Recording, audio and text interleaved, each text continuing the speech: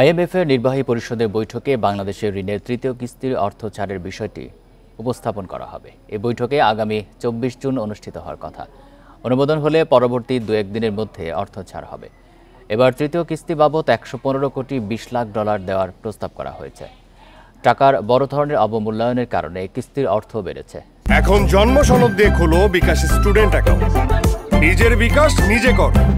এর আগে ঋণের কিস্তির অর্থ ছাড়ের বিষয়ে আইএমএফের দেওয়া শর্ত বাস্তবায়ন ও অর্থনৈতিক সংস্কারের অগ্রগতি দেখতে গত ২৪ এপ্রিল সংস্থাটির একটি মিশন ঢাকায় আসে।